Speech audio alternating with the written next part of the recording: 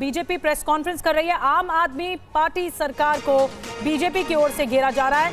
BJP ने हमला बोल दिया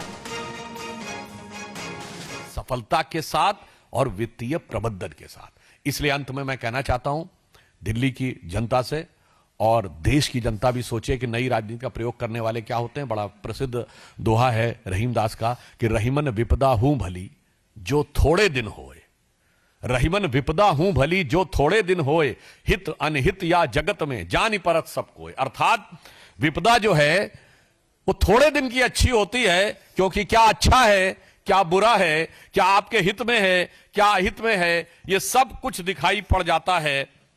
इसलिए मगर दिल्ली में यह विपदा, ये आपदा बहुत लंबी हो गई है। अब ये 10 वर्ष की हो गई है। इसलिए अब जागृत होकर दिल्ली की जनता को इस आपदा को, दिल्ली की संपदा को लूटने वालों को से मुक्ति का मार्ग प्रशस्त करना होगा। और हम आश्वस्त हैं कि वो इस दिशा में आगे बढ़कर इस आपदा के प्रबंधन में, इस आपदा के निवारण में सक्रिय भूमिका निभाएंगे। और इसी श्रृंखला में कल हम लोग आपको एक और आपदा बताएंगे। आज फाइनेंशियल क्राइसिस, वित्तीय आपदा के संदर्भ में बताया, कल पार्टी एक अन्य आपदा के संदर्भ में बताएगी। धन्यवाद। प्रश्न आमंत्रित है। अरे बैठ। तो वित्तीय आपदा आई हुई है दिल्ली में, एक बार फिर से हमला बोला गया बीजेपी की ओर से। सुधांशु त्रिवेदी की तरफ से कहा गया कुछ देर में अरविंद केजरीवाल भी एक और ऐलान करने जा रहे हैं। लेकिन वित्तीय आपदा आने के बाद भी किस तरह आम आदमी पार्टी सरकार ऐलान पर ऐलान कर रही है, इसी वजह से बीजेपी घेर रही है। और आपको बता दें कि केजरीवाल के घर के बाहर भी प्रदर्शन हो रहा है। पंजाब से आए जो महिलाएं हैं वो प्रदर्शन कर रही हैं। एक तरफ बीजेपी निशाना साध रही है तो केजरीवाल के घर के सामने पंजाब से आई जो महिलाएं हैं वो प्रदर्शन कर रही हैं। दिल्ली में चुनाव है और अब कुछ ही दिनों बाद चुनावी दस्तक भी होने वाली है। लेकिन इससे पहले दिल्ली की जो सियासत की गर्मी है वो और ज्यादा हो रही है। प्रोटेस्ट कर रही जो महिलाएं हैं वो क्या कुछ कह रही हैं, आपको सुनवाते हैं। देखो, हम अमृतसर से आए हैं बड़ा शांतिपूर्वक अपनी बात रखने कि जो पंजाब की महिलाओं से धोखा किया है, अब दिल्ली की महिलाओं से मत करो। दिल्ली की महिलाओं को 2100 रुपए का झूठा वादा मत करो, क्योंकि आपने पंजाब में 1000 रुपया जो महिलाओं को देने का वादा किया था वो 3 साल से पूरा नहीं करा। तो अब क्यों झूठे वादे करके फिर से अपना वोट लेना चाहते हो? हम आपसे बस यही कर रहे हैं। बड़ी शर्म की गल है केजरीवाल वास्ते, बहुत शर्म की गल। डूब के मरते, डूब के मरते। क्या दिक्कत है? जो वादा किया था इन्होंने पूरा नहीं किया हमारे साथ। अभी दिल्ली वाले लोगों को कह रहे हैं हम 2500 रुपया देंगे, पंजाब वाली महिलाओं को तो दिया नहीं। 3 सालों के वादा किया है, 3 सालों के वादे किया, 1 रुपया भी नहीं दिया हमारे को। ये मैम धोखे वाली सरकार है। ये धोखा देके आ जाती है, फिर राज करती है और उसके बाद फिर कुछ नहीं देती, सिर्फ धोखा धोखा धोखा। हमारे साथ हमें छला जा रहा है, सब महिलाओं को छला गया, इसीलिए हम। तो पंजाब की महिलाओं को आपने सुना कि अरविंद केजरीवाल धोखा दे रहे हैं और अब यही काम दिल्ली में भी किया जा रहा है। महिलाओं को धोखा देने का काम हो रहा है। अरविंद केजरीवाल इस वक्त प्रेस कॉन्फ्रेंस कर रहे हैं, सीधे रुख करेंगे। की सरकार बनेगी, चुनाव के बाद हम उनके गलत बिल माफ करा देंगे। ये मेरा सब लोगों को वादा है, ये मेरी सब लोगों को गारंटी है। तो लोगों को चिंतित होने की, परेशान होने की ज़रूरत नहीं है। आम आदमी पार्टी उनके साथ खड़ी है। अगर आपके कोई 1-2 प्रश्न है तो आप।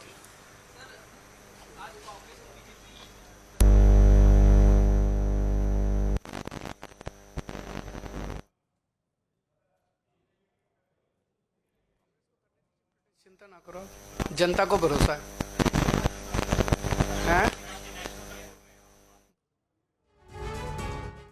तो बड़ी बात कही गई है अरविंद केजरीवाल की ओर से। पानी के गलत बिल माफ करने का ऐलान किया गया है कि लोगों को चिंता करने की जरूरत नहीं है। जिन लोगों के भी गलत बिल आए हैं, ज्यादा बिल आए हैं, उनको उनका माफ किया जाएगा।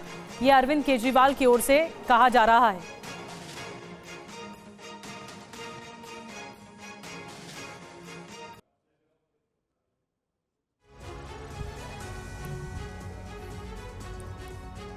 तो अब तक बड़े ऐलान क्या क्या किए हैं केजरीवाल ने, क्योंकि दिल्ली में चुनाव है वो हम आपको लगातार दिखा रहे हैं। 10 दिसंबर को ऑटो चालकों के लिए ये बड़ा ऐलान किया गया था।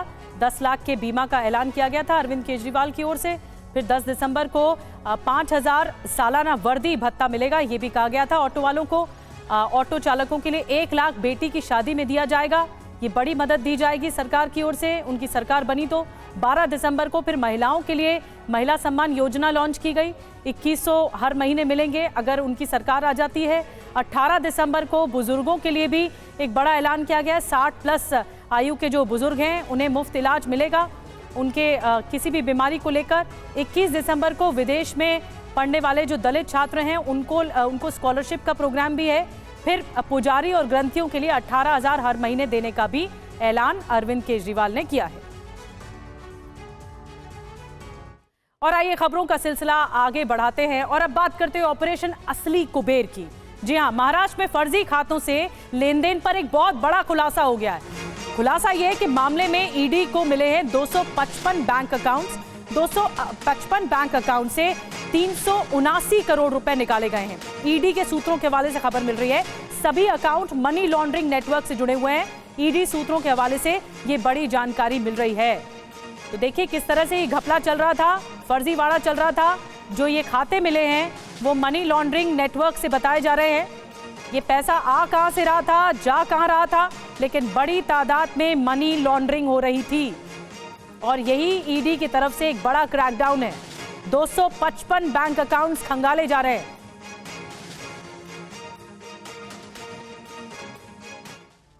और आपको बताते हैं कि ये ऑपरेशन असली कुबेर क्या है, ईडी की कार्रवाई कहां कहां चल रही है और क्या क्या बड़े खुलासे अब तक हो चुके हैं। दरअसल बेरोजगार नौजवानों के नाम पर 255 बैंक खाते हैं, 255 बैंक अकाउंट बेरोजगार नौजवानों के नाम पर। हिंदू युवकों युवतियों के नाम पर सभी फर्जी खाते मिले हैं। सभी खाते सितंबर और अक्टूबर 2024 में खुले थे।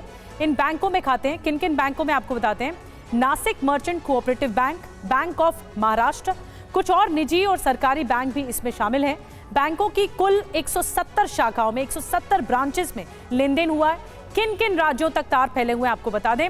महाराष्ट्र, गुजरात, उत्तर प्रदेश, मध्य प्रदेश, हरियाणा, ओडिशा और पश्चिम बंगाल, ये उन राज्यों में नेटवर्क फैला हुआ है कि फर्जी अकाउंट बनाए गए।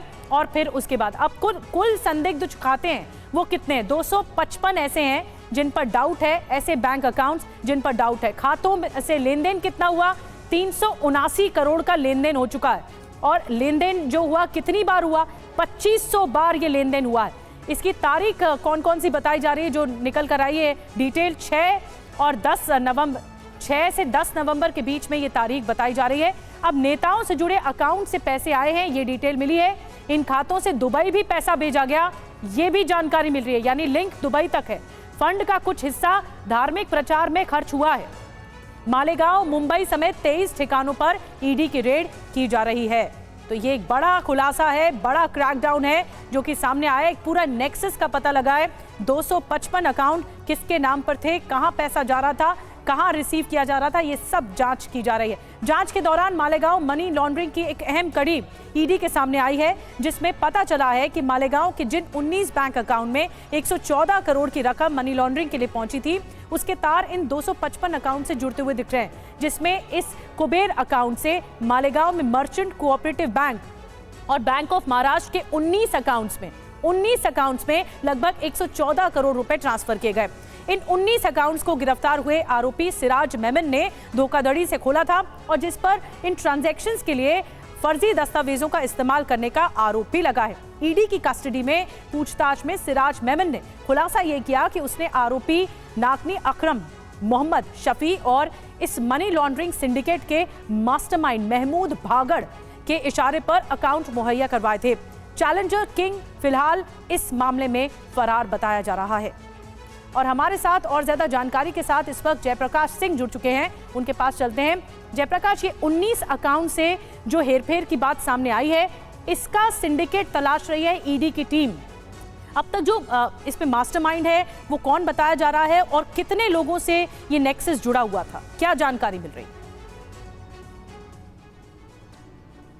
बिल्कुल निधि, देखिए मोहम्मद भागड़ इसका मास्टरमाइंड बताया जा रहा है और ये पूरा जो मोडस है जो कल किरीट सोमैया ने अपनी प्रेस कॉन्फ्रेंस में बताया और ईडी इस पूरे मामले में जिस तरीके से जांच कर रही है, अब तक की जांच में जो इन्वेस्टिगेटिंग रिपोर्ट है वो करीब 118 पन्ने की इन्वेस्टिगेटिंग रिपोर्ट है और ईडी की 7 टीमें जो है अलग अलग जगहों पर इस पूरे मामले में छापेमारी कर चुकी हैं, इन्वेस्टिगेशन कर रही हैं।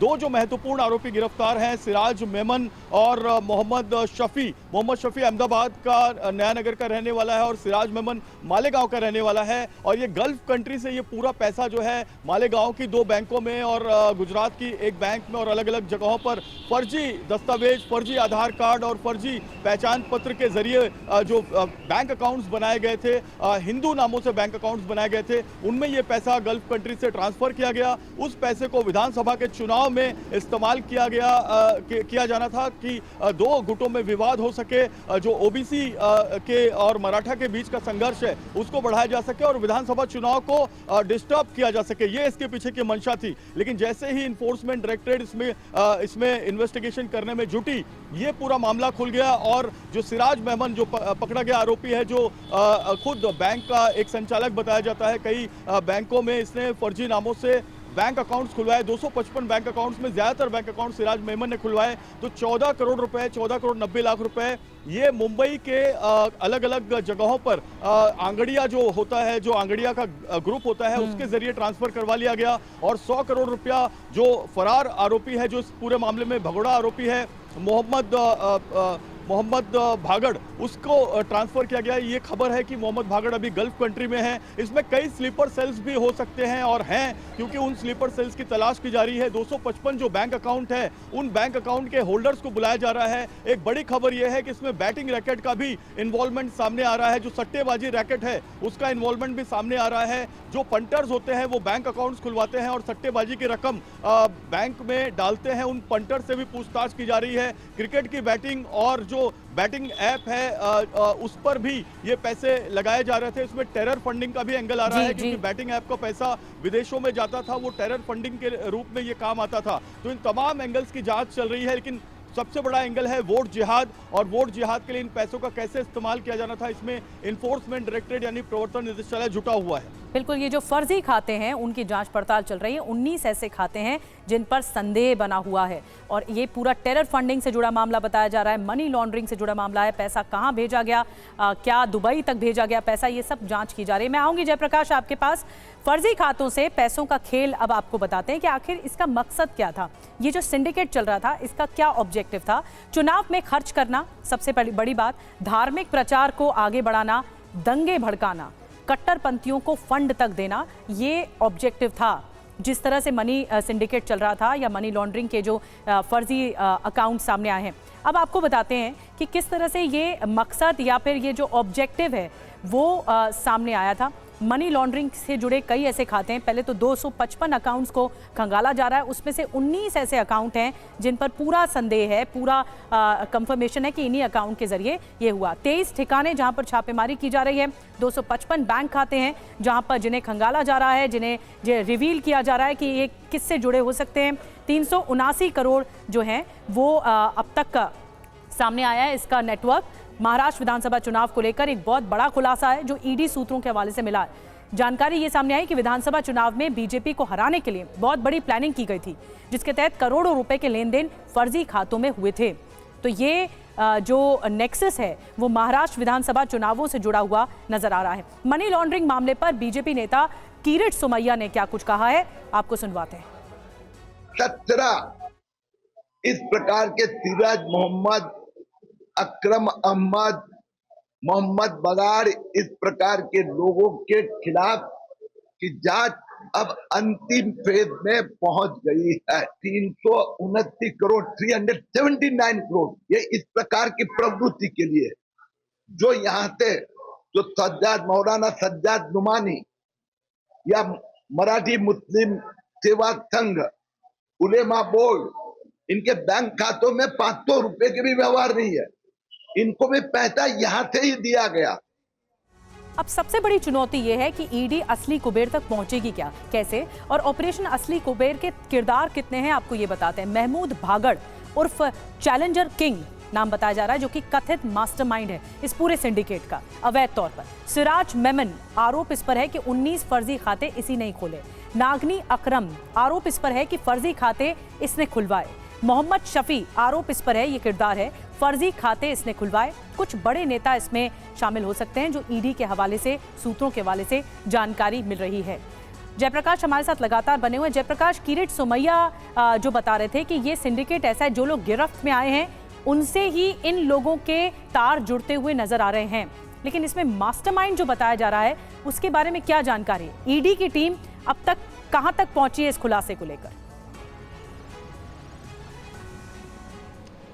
देखिए, मास्टरमाइंड के बारे में ये जानकारी है कि वो भारत छोड़ चुका है, शायद या तो नेपाल में है या गल्फ कंट्री में है, जिसके बारे में पुख्ता जानकारी ईडी के अधिकारी बटोरने में जुटे हुए हैं। ईडी 4 और लोगों को हिरासत में ले चुकी है, लेकिन उनके नाम अभी रिवील नहीं कर रही है। सबसे बड़ी बात यह है कि ये किसी एक संगठन या एक ग्रुप का काम नहीं है, इसमें कई ग्रुप एक दूसरे से इंटरकनेक्टेड थे और ये इंटर स्टेट का नहीं बल्कि इंटरनेशनल मामला है। और विदेश से जो पैसे आए वो जो मास्टरमाइंड है, जो जिससे किंग नाम जिसका बताया जा रहा है, या फिर जो मोहम्मद भागड़ करके जिसका नाम है, ये इस पूरे मामले में मास्टरमाइंड बताया जा रहा है कि इलेक्शन के पहले फंड को कैसे लाना है भारत में, कैसे अलग अलग फर्जी अकाउंट्स खुलवाने हैं, उनके लिए जो आधार कार्ड या जो एड्रेस प्रूफ की व्यवस्था है वो कौन करेगा।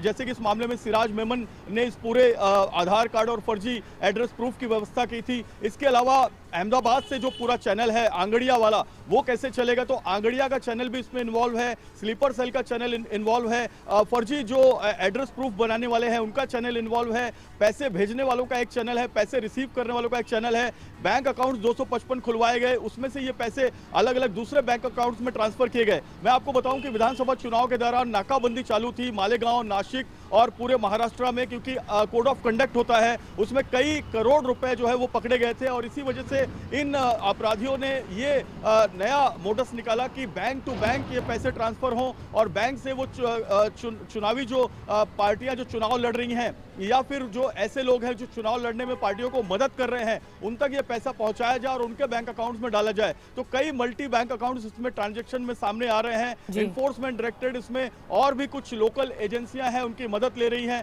और इस पूरे मामले में जांच जो है वो अब भी जारी है। बिल्कुल, तो नेता चुनाव और हवाला कनेक्शन ये खुलकर निकलकर सामने आ रहा है। ये बड़ा खुलासा है जो कि महाराष्ट्र में जब विधानसभा चुनाव होने वाले थे उसको लेकर ईडी लगातार कार्रवाई कर रही थी। 23 ऐसे ठिकाने हैं जहां पर छापेमारी की कार्रवाई आगे बढ़ा रही है और एक बड़ा सिंडिकेट पकड़ा गया है, अवैध सिंडिकेट। बहुत बहुत शुक्रिया आपका जयप्रकाश जानकारी देने के लिए। और नागपुर के बीजेपी विधायक की ट्रकों पर रेड हुई है, तंबाकू और रेत ले जा रहे ट्रकों पर छापेमारी की गई है। ट्रक पर चढ़कर विधायक ने जांच की है। हाईवे छोड़कर शॉर्टकट से मध्य प्रदेश जा रहा था ये ट्रक। बीजेपी विधायक के साथ कार्यकर्ता भी मौजूद थे। ये अलग तस्वीरें, जुदा तस्वीरें सामने आई हैं जब तंबाकू और रेत ले जा रहे ट्रकों पर छापेमारी की गई और विधायक ने इस तरह से ट्रक पर चढ़कर छापेमारी की है, जांच की है। हाईवे छोड़कर एक शॉर्टकट अपनाया जा रहा था इस ट्रक के जरिए जो कि मध्य प्रदेश को जा रहा था। उसके बाद देखिए पुलिस वहां पर पहुंची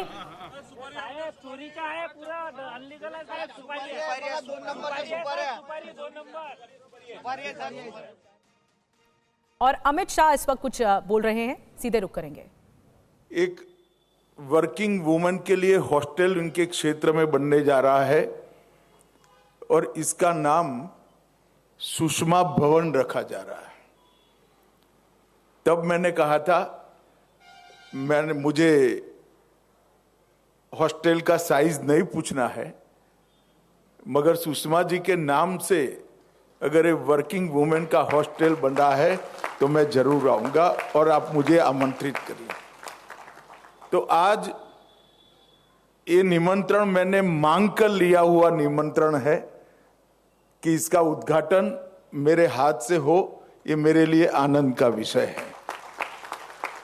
क्योंकि इस भवन में जो करीब 80 बहनें काम करेगी, उनके सुरक्षित रहने की सुविधा एक ऐसी नेत्री के नाम से जुड़ रही है जो भारत भर की महिला शक्ति को जागरूक, संगठित और संघर्षरत रहने की हमेशा के लिए प्रेरणा स्रोत रही। सुषमा जी हम सब भारतीय जनता पार्टी के कार्यकर्ताओं के लिए हमेशा पार्टी की एक बड़ी महान नेता के रूप में चिरस्मरणीय तो रहेगी ही, मगर भारत के संसदीय राजनीति के इतिहास में सुषमा जी एक ऐसी व्यक्ति है जो एनडीए 1, एनडीए 2 दोनों सरकारों में महत्वपूर्ण विभागों की मंत्री रही, परंतु सुषमा जी को विदेश मंत्री या स्वास्थ्य मंत्री के रूप में इतिहास नहीं जानेगा। सुषमा जी को इस देश का लोकतांत्रिक इतिहास एक संघर्ष करने वाली विपक्ष की नेत्री के रूप में हमेशा याद रखेगा। सुषमा जी ही थी जिन्होंने यूपीए 2 के 12 लाख करोड़ के घपले, घोटाले, भ्रष्टाचार को संसद भवन में तार तार कर कर एक्सपोज करने का काम किया। विपक्ष का नेता का पद कितना महत्वपूर्ण होता है लोकतंत्र में, इसके जब उदाहरण दिए जाएंगे तब सुषमा जी को जरूर याद करना पड़ेगा। और मैं तो चाहूंगा कि सारे विपक्ष के नेता इनके कामकाज का अध्ययन करें और अपने आप को उस रास्ते पर चलाने का काम करें। सुषमा जी ने इमरजेंसी के बाद से ही भारतीय जनता पार्टी के साथ काम करना शुरू किया। पूरे देश भर में महिला सशक्तिकरण के लिए एक आलेख जगाई। भारतीय जनता पार्टी के सिद्धांतों, भारतीय जनता पार्टी की नीतियों को लोकप्रिय करने में उनकी एक बड़ी भूमिका रही। और मोदी जी की सरकार में विदेश मंत्री के नाते जनता की तकलीफों को समझने वाला विदेश मंत्री कैसा हो सकता है, इसका एक उत्कृष्ट और जीवंत उदाहरण भी उन्होंने बनाने का काम किया। आज मुझे बड़ा आनंद है कि बांसुरी सांसद है और उसी के मत क्षेत्र के अंदर सुषमा जी के नाम से ये विमेन हॉस्टल का उद्घाटन हो रहा है। मैं बहन बांसुरी को, एनडीएमए के सभी पदाधिकारियों को और उसमें जो रहकर सुरक्षित रूप से अपने कैरियर को शेप दे पाएगी, वो सभी बहनों को बहुत बहुत बधाई और शुभकामनाएं देना चाहता हूं। एलजी साहब ने बताया कि 500 के आसपास वर्किंग वुमेन के काम करने की सुरक्षित निवास व्यवस्था एनडीएमसी ने की है। यहां पर एक और ब्लॉक बनने वाला है। ये प्रधानमंत्री नरेंद्र मोदी जी के अर्बन डेवलपमेंट के कंसेप्ट को उजागर करने वाला एक कदम है। सबके लिए सुरक्षा, सबके लिए सम्मान, उनके सम्मान की सुरक्षा और सबको समान अवसर उपलब्ध कराना, इसके लिए इस प्रकार के भवनों का बहुत जरूरियत है। तब इसका यहां लोकार्पण हो रहा है, इसका मुझे बहुत बहुत आनंद है। एनडीएमसी दिल्ली के क्षेत्र में ढेर सारे काम हुए हैं। मैं इसको बहुत लंबे सूची को बताना नहीं चाहता, आप सब जानते ही हो। परंतु आज जब मैं यहां आया हूं तब एक बात निश्चित रूप से कहना चाहता हूं कि 2014 में प्रधानमंत्री जी का पद संभालने के बाद नरेंद्र मोदी जी ने इस देश के शहरी विकास को नीतिगत आधार देने का काम किया। तो महिलाओं को एक बड़ी सौगात दी गई है। अमित शाह की ओर से महिलाओं के लिए हॉस्टल का उद्घाटन किया गया, जिसका नाम सुषमा भवन रखा गया है। आगे बढ़ते हैं। बीजापुर के पत्रकार मुकेश हत्याकांड में एक बहुत बड़ा एक्शन हुआ है। मुख्य आरोपी रितेश चंद्राकर हिरासत में ले लिया गया है। दिल्ली से हिरासत में लिया गया मुख्य आरोपी ठेकेदार रितेश चंद्राकर को बीजापुर लाया गया है। अब तक 3 आरोपी हिरासत में लिए जा चुके हैं। इस हत्याकांड के बाद पुलिस कर रही है आरोपियों से पूछताछ।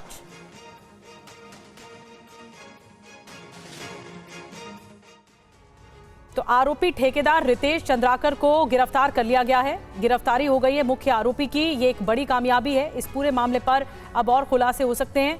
मुकेश चंद्राकर की हत्या का ये मामला, जो कि काफी ज्यादा इस वक्त सुर्खियों में है, और पत्रकार की किस तरह बेरहमी से निर्मम हत्या की गई, उसके बाद अब मुख्य आरोपी को गिरफ्तार कर लिया गया है। और आपको बता दें कि इस मामले पर बीजेपी सांसद सुधांशु त्रिवेदी ने क्या कुछ कहा है। उन्होंने ये कहा है कि छत्तीसगढ़ की सरकार संवेदनशील है और मुख्यमंत्री इस मामले में जांच के बाद उचित कार्रवाई करेंगे। छत्तीसगढ़ की सरकार पूरी संवेदनशीलता के साथ, और हमारे मुख्यमंत्री जी वो भी इस विषय पे पूरी संवेदनशीलता के साथ कांग्रेस के साथ नजर भी रखे हुए हैं, और इस बारे में संपूर्ण जानकारी पूरी जांच के साथ स्पष्ट पारदर्शिता के साथ सामने आई। इसको राजनीतिक दृष्टि से नहीं कहना चाहता, मैंने सिर्फ इसलिए कहा कि जांच के बाद यह बात स्पष्ट रूप से सारे तथ्यों के साथ सामने आएगी, इसलिए सरकार सतर्क भी है और संवेदनशील भी है। और इस बीच पत्रकार मुकेश चंद्राकर की हत्या पर प्रदर्शन हो रहा है। बस्तर के पत्रकारों ने नेशनल हाईवे जाम कर दिया है। चक्का जाम से हाईवे पर लंबी कतार भी लग गई है। मुकेश चंद्राकर को शहीद घोषित करने की मांग की जा रही है पत्रकारों की ओर से। आरोपी ठेकेदार को फांसी देने की मांग भी हो रही है।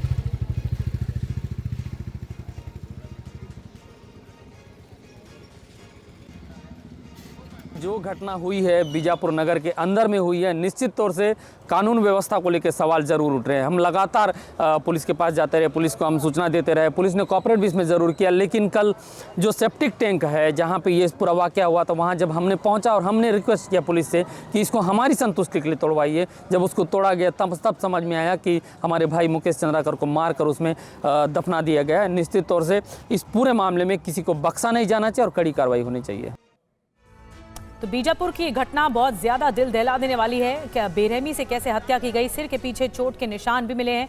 सेप्टिक टैंक में शव मिला। हत्या के बाद शव को टैंक में फेंक दिया गया था और उसके बाद टैंक के ऊपर फ्लोरिंग कर दी गई थी, जिसके बाद वो बंद हो गया था टैंक। पुलिस ने जब सेप्टिक टैंक खुलवाया तो फ्लोरिंग को तोड़ा गया और उसके बाद शव को बाहर निकाला गया। तो ये मामला बहुत ज़्यादा संगीन है और पुलिस इस पूरे मामले पर छानबीन कर रही है, लेकिन मुख्य आरोपी की गिरफ्तारी इस मामले में हो गई है। जो जिस ठेकेदार पर इल्ज़ाम है उसकी गिरफ्तारी हो गई है। तो TV9 लगातार आपको ये मुहिम दिखा रहा है और ये सीरीज लगातार हम अलग अलग इलाके से आपको बता रहे हैं कि किस तरह फर्जी वोटर भी मिलते हैं। और दिल्ली में फर्जी वोटर के खिलाफ TV9 की बड़ी पड़ताल है। हर एक जगह का हाल आपको बताया। अभी तक TV9 संवाददाता रजनीश रंजन ने दिल्ली के कई इलाकों में पहुंचे वो, और वहां फर्जी वोटरों का खुलासा उन्होंने किया। हमने अब तक आपको दिल्ली के मोतीपुर, तुगलकाबाद और त्रिलोकपुरी की रिपोर्ट दिखाई है, जहां अवैध तरीके से लोगों के नाम वोटर लिस्ट में दर्ज हैं। आज हम आपको पार्ट 5 दिखाने जा रहे हैं। आज हम जनकपुरी विधानसभा क्षेत्र के कई इलाकों की पड़ताल आपको दिखाएंगे कि कैसे फर्जी पहचान और कागज के आधार पर लोगों के नाम वोटर लिस्ट में दर्ज किए गए हैं। और बड़ी खबर यह है कि फर्जी वोटर की तलाश लगातार की जा रही है। हम लगातार पड़ताल आपको दिखा रहे हैं। अब आपको इस सीरीज का अगला हिस्सा दिखाने जा रहे हैं। दिल्ली के जनकपुरी में TV9 की बड़ी पड़ताल चल रही है। जनकपुरी के सीतापुर में फर्जी वोटर्स की पड़ताल चल रही है। 4 साल से बंद पड़े घर में 101 फर्जी वोटर निकले हैं। अब ये सवाल है कि ये फर्जी वोटर कौन है, और अगर ये फर्जी वोटर हैं तो क्या इसी आधार पर ये वोट देने चले जाते हैं। 4 साल से एक मकान, एक घर बंद पड़ा था और वहां पर इस पते पर 101 वोटर्स फर्जी पाए गए। और फर्जी वोटर पार्ट 6 में जनकपुरी के सीतापुरी मोहल्ले की ही बात है, जब पार्ट 6 की पड़ताल में भी काफी चौंकाने वाली जानकारी सामने आई है। देखिए, मकान नंबर 25 और 26 में 101 फर्जी वोटर पाए गए। ये चौंकाता है। 4 साल से एक घर बंद पड़ा था और यहां पर 101 फर्जी वोटर पाए गए। जो सबसे ज्यादा चौंकाने वाली बात है, इस पते पर 5 वोट वैध हैं और 101 फर्जी पाए गए हैं। ये बड़ा खुलासा है। फर्जी 101 वोटरों को किसी ने देखा तक नहीं है अब तक, और ये घर बंद पड़ा था। अब दावा क्या है? वोट देने आते हैं, फर्जी वोटर हैं ये, जो चुनाव होते हैं उसमें वोट देने आते हैं, और ये एक बड़ी चिंता का विषय है। जनकपुर के ही सीतापुर इलाके से संवाददाता रजनीश रंजन की एक और रिपोर्ट दिखाते हैं आप। जनकपुरी विधानसभा के ही सीतापुरी का गली नंबर 4 और गली नंबर 4 का मकान नंबर ये 25 और 26। पिछले कई सालों से जर्जर पड़े इस मकान में भी आपको ताजुब होगा कि 106 वोटर यहाँ वोटर लिस्ट में दर्ज हैं। वो 106 लोग चुनाव में वोट देने आते हैं, लेकिन ये 106 लोग कौन हैं और अभी कहाँ रहते हैं, उसकी कोई जानकारी किसी के पास नहीं है। मकान का एक केयर टेकर है, पहले उससे बात कर लेते हैं। आपका नाम क्या है? निखिल। कितने साल से यहाँ पे लोग नहीं रह रहे हैं? 4 साल हो गए कम से कम। 4 साल से कोई नहीं रह रहा यहाँ? हाँ जी। और जिन लोगों के यहाँ पे नाम दर्ज हैं वोटर लिस्ट में, ये लोग यहाँ पे आते हैं कभी? नहीं, यहाँ पे नहीं आते। कभी नहीं आते हैं?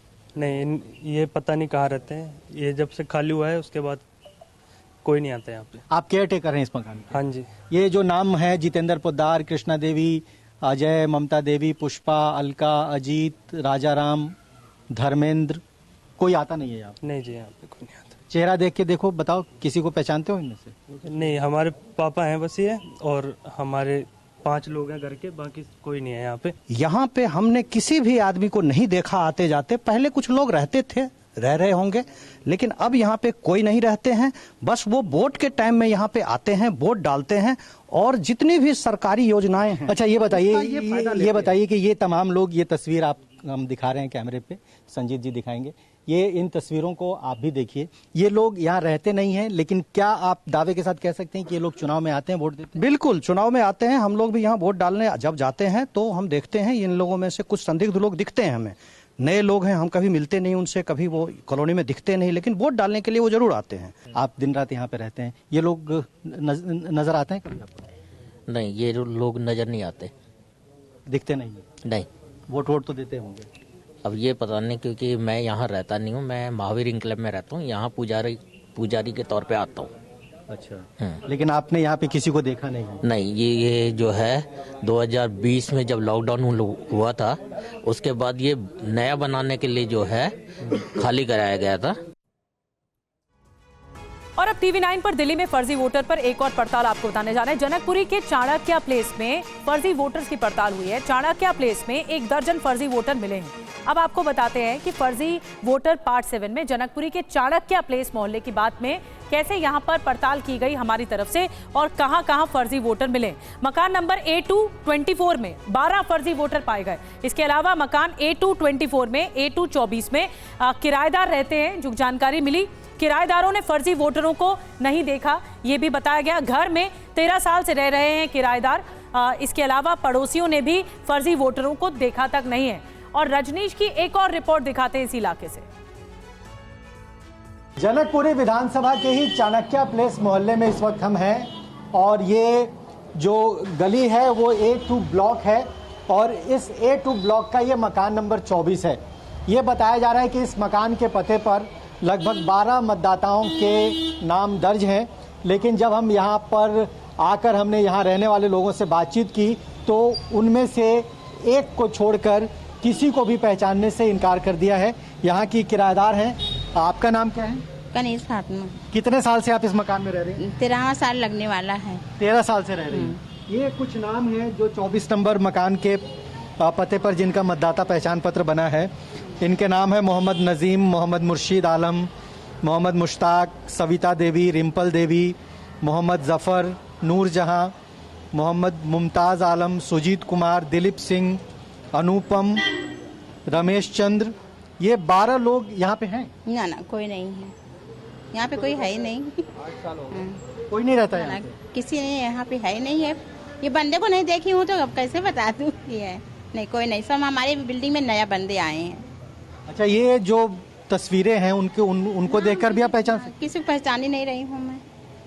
अच्छा, इन लोगों को किसी को नहीं पहचान? ये तो सिर्फ एक है, यहाँ पे कई अनेक ऐसी बिल्डिंगें हैं अगर आप देखेंगे यहाँ से, जैसे हमारे 30 फुट रोड है, सारी एक्टिविटी यहाँ पे कमर्शियल एक्टिविटीज़ हैं। यहाँ पे ऐसे बहुत सारे, जो आप ये पर्चे लेके घूम रहे हैं, ऐसे बहुत सारे यहाँ पे आपको बोकस वोटर मिलेंगे यहाँ पे आपको, जो कि आपका यहाँ पे वोट नहीं है और वो इनका वोटर आईडी कार्ड वगैरह सब यहाँ के बने हुए फर्जी वोट यहाँ से डलते हैं। तो फर्जी वोट देने आते हैं ये लोग? आते होंगे, कोई ना कोई पार्टी जो फंडिंग करती होगी, जैसे कोई मान लो किसी को 500 1000 या दारू की बोतल कुछ भी मिल जाए, वो फंडिंग करके वो तो आएगा ही आएगा। यहाँ पे कोई नहीं रहता। ऐसी बिल्डिंग है जैसे आप देख रहे हो, ऐसी बिल्डिंग यहाँ पे सामने है, इधर है, बहुत सारी बिल्डिंग है यहाँ पे। तो ये लोग अपना वोट बनवा लेते हैं। कैसे बनता है, कुछ प्रोसेस पता है आप लोगों को, किस तरीके से फर्जी वोट बनता है? पता नहीं है हमें, बट ये है कि ऐसी चीजें यहाँ पे एक्टिविटी होती रहती है यहाँ पे।